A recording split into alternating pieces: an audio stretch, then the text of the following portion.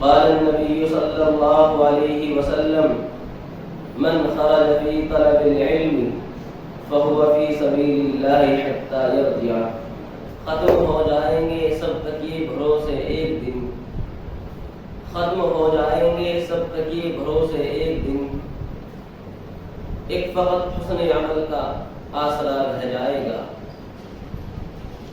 اس گھڑی کا خوف لازم ہے کہ ہم کو جس گھڑی، اس گھڑی کا خوف لازم ہے کہ ہم کو جس گھڑی دھر لیے جائیں گے سب اور سب دھرا رہ جائے گا. معزز سامعین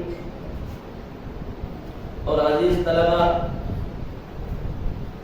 اور میری مائیں اور بہنیں، اللہ تبارک و تعالیٰ نے ہم کو یہ موقع میسر فرمایا اور اس کا انتظام فرمایا کہ ہمارے اس مدرسے میں اس کا انتظام ہوا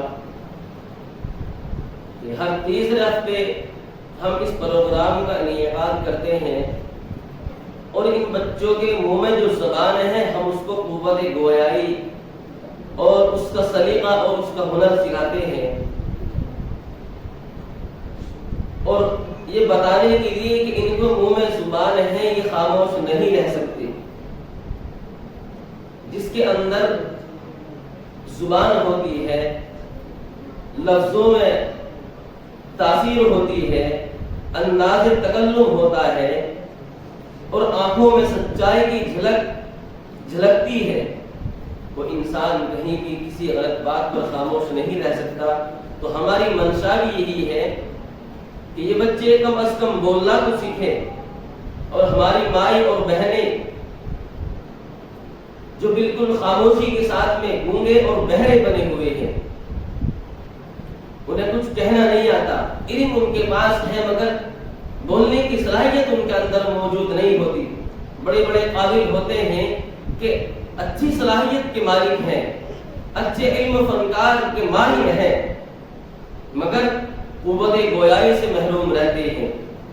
تو ہمارا یہ پروگرام جو ہم نے اس کو انجمن کی شکل دی ہے اور تیسرے ہفتے ہم اس کا انعقاد کرتے ہیں، اگرچہ ان کی کچھ غلط فہمیاں ہیں اور تہذیب کی کمی ہو جاتی ہے، الفاظوں میں روانگی نہیں ہو پاتی، لہجے میں وہ تسلسل باقی نہیں رہ پاتا، انداز میں وہ تاثیر نہیں ہوتا، لہجے میں وہ تکلم نہیں ہوتا جو ہونا چاہیے. مگر اس آسرے پر کسی امید ہے کہ آنے والے وقت میں یہ مستقبل ان کا روشن ہوگا اور ان کے ذریعے سے اس بستی کے اندر ایک علم کی فضا جاگے گی. آج کا پروگرام بھی انہوں نے اچھا کیا، مگر تھوڑی لاپرواہی اور بے توجہی رہی کہ اصلاح کے باوجود بھی اصلاح ان کی نہیں ہو پائی. انشاءاللہ آنے والے وقت میں ہوگا کہ اور بھی اس کو اچھا بنائیں گے. اور مائیں اور بہنیں جب سنورتی ہیں پوری کائنات کا نظام سنور جاتا ہے. ہم اور ہمارے اکابرین جو اپنے اسلاف کی تاریخ اٹھاتے ہیں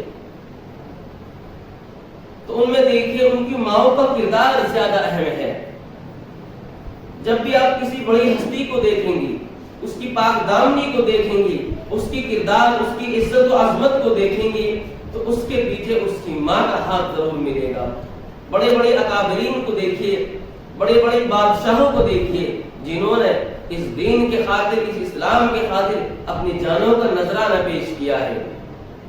تو میری ماں اور بہنوں، مگر آج افسوس اس بات کا ہوتا ہے کہ ماؤں نے ایسی اولادوں کو جنم دینا چھوڑ دیا جن سے ان کے اندر قوت گویائی پیدا ہو، جن سے ان کے اندر پاک دامنی پیدا ہو، آنکھوں میں حیا پیدا ہو، شرم و حیا ان کے اندر برقرار رہے. وہی حوصلہ ہونا چاہیے، وہی ہمت ہونی چاہیے.